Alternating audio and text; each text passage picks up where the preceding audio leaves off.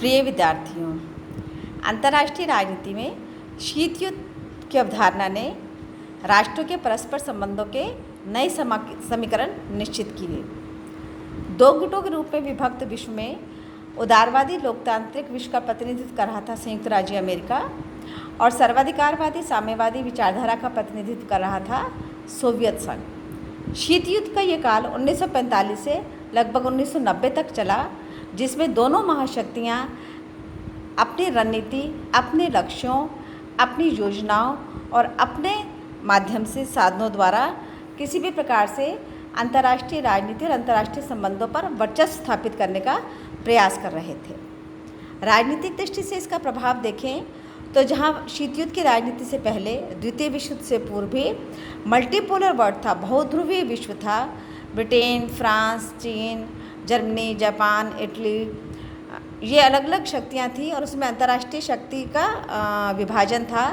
वहीं ये स्थिति बदलकर बाइपोलर वर्ल्ड के रूप में बदल गई।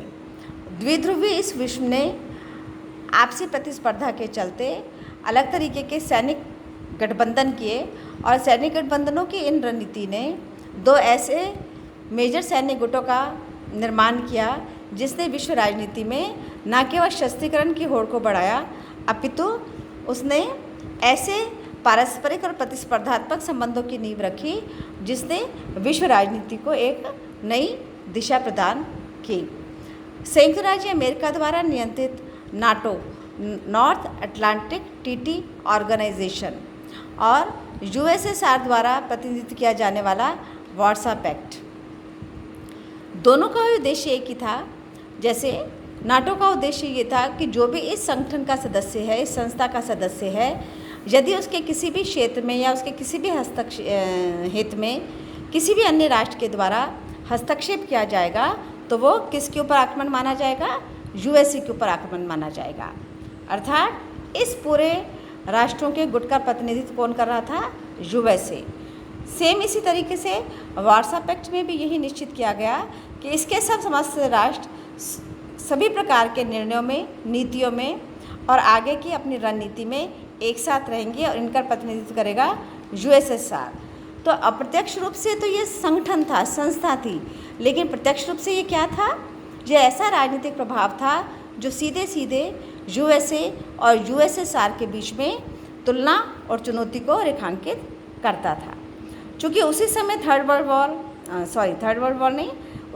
थर्ड वर्ल्ड जिसमें अविकसित और विकासशील राष्ट्र आते थे, इन अविकसित एवं विकासशील राष्ट्रों को यूएसए और यूएसएसआर अपने क्षेत्र के रूप में देखते थे, हस्तक्षेप के क्षेत्र में रूप में देखते थे, अपने संरक्षण और संसाधनों के संरक्षण के रूप में देखते थे।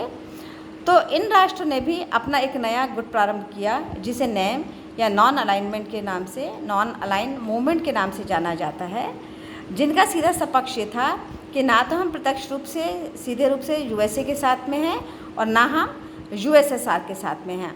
हम एक स्वतंत्र अस्तित्व रखने वाले न स्वतंत्र राष्ट्र हैं जिनकी आर्थिक और राजनीतिक विकास की, राजनीतिक स्थायित्व की अपनी एक यात्रा है जिसका कोई भी प्रतिमान न पूर्णतः इनसे मिलता है और ना इनसे मिलता है, क्योंकि यहाँ की जो सामाजिक, राजनीतिक, आर्थिक परिस्थितियाँ थी वो किसी भी रूप में इन दोनों ही राष्ट्रों का से सामने नहीं रखती थी। वस्तुतः यूएसए का मॉडल जो था वो कैपिटलिज्म बेस्ड था। चूँकि कैपिटलिज्म बेस्ड था तो उसके जितने भी योजनाएं और रणनीतियाँ होती थी वो इसी से प्रेरित होती थी कि किस प्रकार पूंजीवाद के द्वारा अधिकाधिक लाभ की प्राप्ति की जा सके। शीत युद्ध का एक प्रभाव और हुआ कि इस समय किसी भी बड़े युद्ध को टाला गया, चूँकि द्वितीय विश्व युद्ध बहुत बड़े पैमाने पर हो चुका था और उसका नुकसान भी अभी लगभग सभी राष्ट्र झेल रहे थे। तो स्मॉल वॉर्स की पॉलिटिक्स शुरू हुई, जैसे क्यूबा मिसाइल वॉर हुआ, वियतनाम में अमेरिका का हस्तक्षेप हुआ, हंगरी का वॉर हुआ, बर्लिन की वॉर का केस हुआ, कोरियन वॉर हुआ या कोरियन क्राइसिस हुई। तो ये जो क्षेत्रीय युद्ध थे जिसमें हस्तक्षेप रहा महाशक्तियों का, इन्होंने एक फियर ऑफ न्यूक्लियर क्लैशेस को उत्पन्न किया, जो आणविक युद्ध का भय था उस पर उत्पन्न किया। जब आणविक युद्धों से अधिक विस्तार की बात आई तो दोनों ही महाशक्तियों ने स्पेस में अधिक से अधिक शटल और मिसाइल भेजने की, अपने अंतरिक्ष केंद्र स्थापित करने का प्रयास किया और स्पेस को भी एक वॉर फील्ड के रूप में तब्दील कर दिया।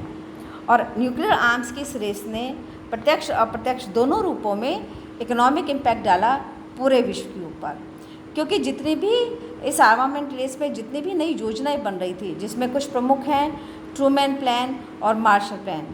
ये क्या थी कि आर्थिक और राजनीतिक दृष्टि से ऐसे क्षेत्रों को, ऐसे राज्यों को, ऐसे संस्था और सदस्यों को संरक्षण देना था जो किसी एक महाशक्ति के ऊपर निर्भर थे। वस्तुतः अमेरिका द्वारा, यूएसए द्वारा लॉन्च किए गए ये सभी प्रकार के ऐसे प्रोग्राम थे जिसमें समस्त राष्ट्रों को, सदस्य राष्ट्रों को, निर्भर राष्ट्रों को या मित्र राष्ट्रों को सहायता पहुंचाने का प्रयास किया जाता था। वस्तुतः ये ऐसे राजनीतिक और आर्थिक प्रभाव थे जिसने शीत युद्ध की राजनीति के द्वारा अंतर्राष्ट्रीय राजनीति को प्रभावित किया।